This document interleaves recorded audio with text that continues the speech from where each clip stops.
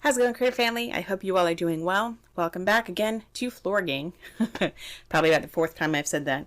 I'm doing a bunch of videos all on the same day. The reason I am in this position on the floor here is because I don't have a desk. You guys were previously...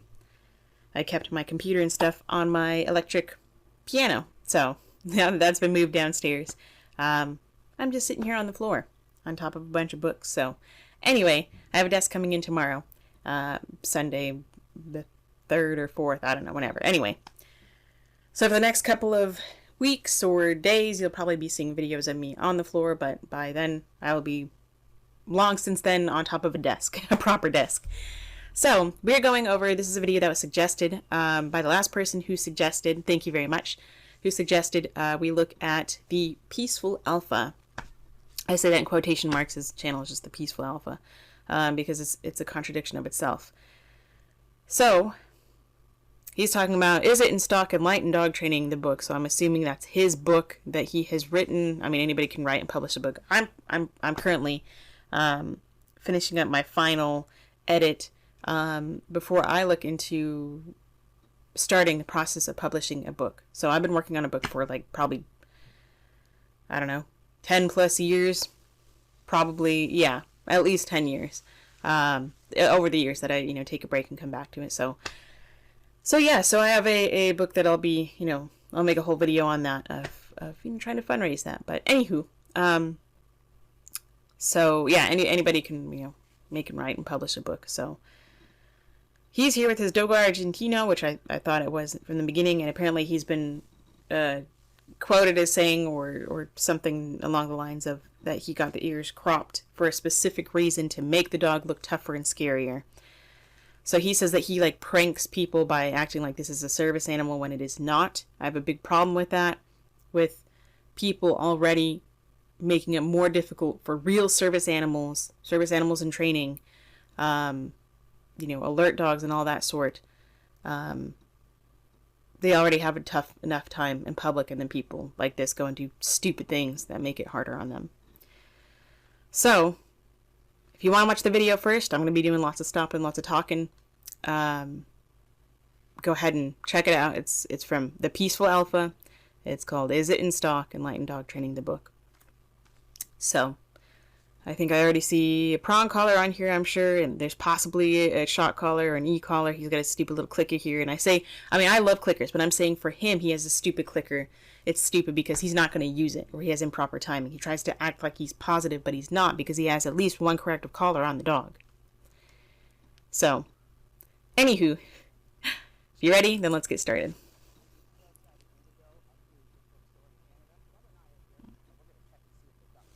Okay, so he does have prong collar and shot collar on the back of his head.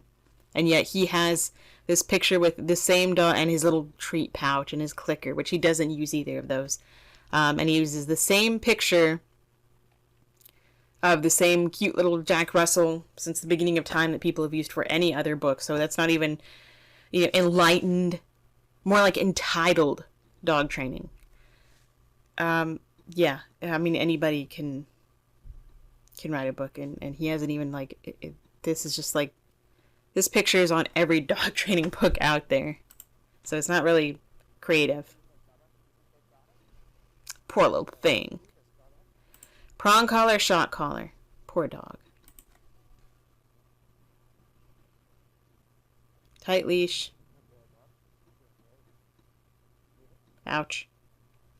So he's so fixed on getting the leash, he doesn't even know how to grab the leash from 2 inches away. He's like pawing at his dog's face, and dog is like, oh wait, maybe I'm getting pet. No, you're just looking for the leash to make it 2 inches shorter, and so you can pop and correct. Pop. He still has to pop his dog to make him to sit, to get him to sit. He's way late on the click to the marker. If you actually used it regularly, you would already have it in your hand, or you wouldn't need to. You could just use the yes. I mean, you don't need this. This is total contradictory to the treat and the reward. Just get rid of the corrections. You don't need the whole, oh yeah, we used all of the quadrants, all 4 quadrants. You don't need the other 2. You don't need negative reinforcement and positive punishment, which is, this is punishment if he doesn't do it. And negative reinforcement is I lift up on the leash until you sit.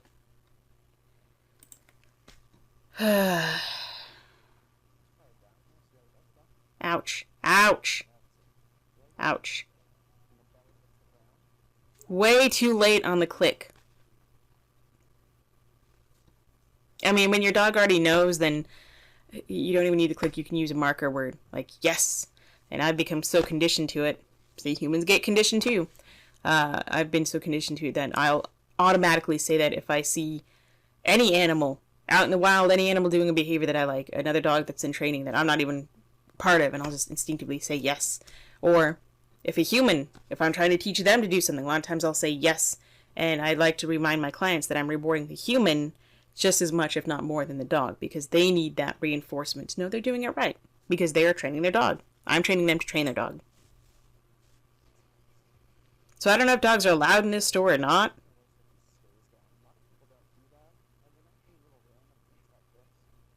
I think this is good. I mean, does this store allow filming? Do they allow dogs in here? That would be, I mean, he may have spoken to them ahead of time. Probably, I mean, I don't know if he did or not, but that would be something good to be respectful of a store's policies.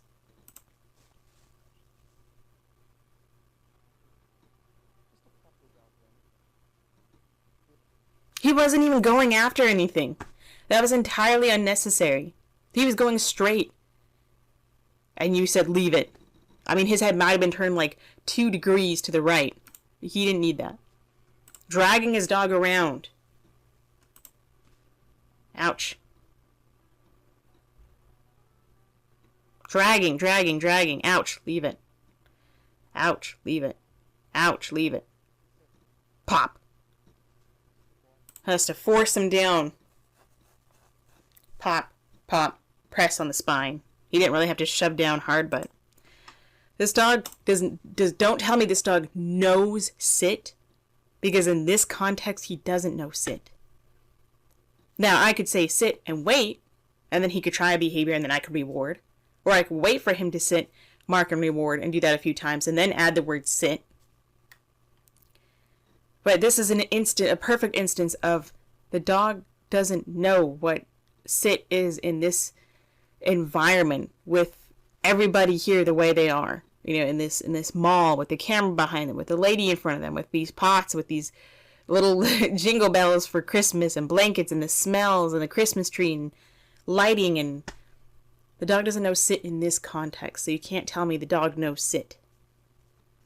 They may understand the behavior of going from standing or other positions, you know, to what the sit is, but they don't understand when you tell them to sit in this environment. Or if they don't do it right away, it may be that they're questioning, you know, why do I need to sit here? I don't normally sit down. I feel uncomfortable. If they really try to fight you on an obedience cue, that's why I don't really care much about obedience. You know, that I use it as a test to say, okay, are we ready to move on to the next environment, more advanced, more distracting? If I can say sit and they sit on their own, perfect. Then we're ready to move on. If they don't, then I say, okay, we're gonna work more in this environment. We're just gonna walk around. You don't have to be in any position, just as long as you're not pulling or acting, you know, crazy, knocking things over.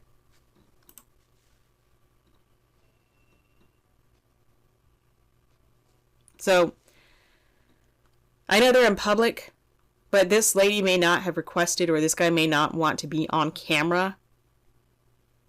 So if the store or the mall says no filming, then, you know, these people didn't expect to be filmed and put on your YouTube video.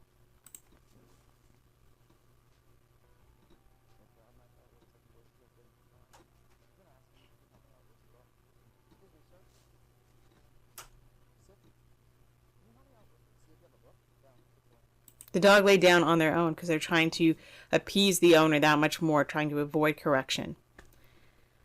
And he gave this guy a nod, you know, probably saying, you know, like, oh, he seems okay with us filming and my dog being in here, when the guy may not really know much of anything. I mean, he may say something about the filming, so that tells me they probably didn't ask ahead of time. Maybe they did, I don't know. But a lot of people, especially a lot of workers, don't know to ask specifically is this a service animal, and they don't know that they can actually ask you to leave if your so-called service animal is not acting appropriately. Meaning if they're piddling in the store, they're eating food, they're jumping on things, they're sniffing people, they're knocking things over, they're, playing, and if this dog were to be, pulling this blanket down, rubbing their face on it, or otherwise just doing something that a trained service animal would not be doing. The store workers and restaurant people and everybody can ask, is this a service animal? What tasks are they trained to provide? Those are the two questions they can legally ask, which is enough. But then if they see, even if you say, oh yeah, it's a diabetic alert dog and, he is a service animal, blah, blah, blah. If the dog's over there barking in the store or, messing up, all these things up and sniffing and doing whatever, they can still ask you to leave and be like, look, ma'am, sir, whatever, blah, blah, blah. This does not appear to be acting like an appropriately trained animal. Whether they're in training or not, I suggest that you continue training, whatever they want to say, but at this time we're going to ask you to leave and go out the store. And if you don't and you refuse, then they can tell you to go out the store. So all these entitled people that, oh, how dare you, blah, blah. Look, if your dog's not acting like a service animal, it needs more training, or it needs to actually start training. So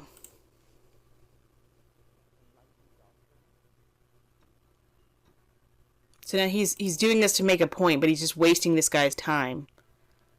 Because he hasn't even tried to go look in the section where there are books. He's just walked in and wandered around this little pillow section. He's not even looking for books. It looks like there's books over here. The dog would have stayed on its own. I mean, I don't know if the dog, I would say this is more comfortable laying this way. The dog is just bored with their chin down. That doesn't mean they're totally comfortable.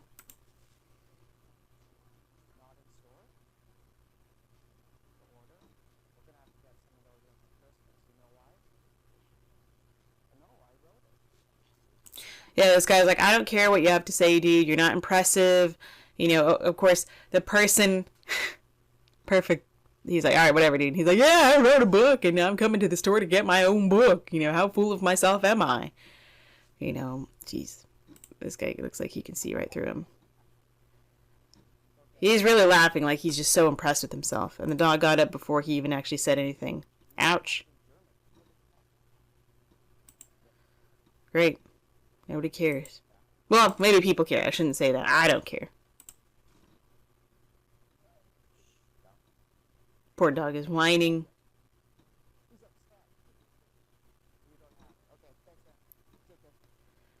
So again, the dog got up with his body movement. He didn't necessarily give the dog an up cue or an okay cue, which I'm fine with. I don't care. I don't nitpick on that. But if you are going to be really working on a down and a stay, I like to be like, okay, use a certain release word.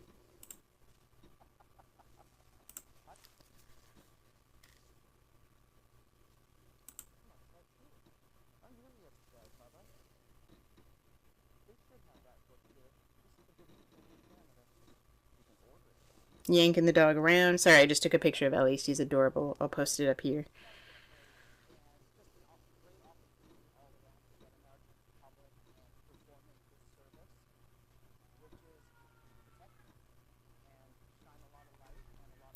So, protection animals are not service animals. That is an entirely different thing, which I think protection animals for any citizen, even police, and I think that's nonsense. I think that's dangerous. Who is he gonna protect you from? All the old ladies and that one lady walking by, or the worker there, or this guy here with sunglasses? You go into a bookstore and people are minding their own business and your dog is just going to protect you from them and attack them? That's what happens when you have, IGP and or I think that's how it is, these gun sport dogs and this, what is it? Schutzhund dogs and all these protection dogs. You're teaching them it's okay to bite and be aggressive. You're teaching them aggression, and it's not even controlled aggression. He's not a service animal. He's your protection dog. Protection dogs don't have rights to go into stores that are otherwise not family friendly, not dog friendly. Especially if there's a real service animal. That's so irritating. Yeah, he's gonna protect you from all the nice people in the bookstore. Dude, you're a joke.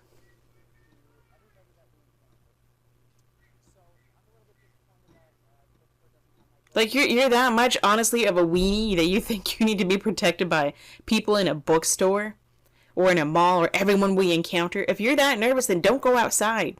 Learn self-defense for yourself. Don't go outside. I mean, you're that afraid of everybody. This dog won't protect you for squat. Um. Anyway, if you want his book and you want to order it, there's that and all that. Your dog needs and respects you.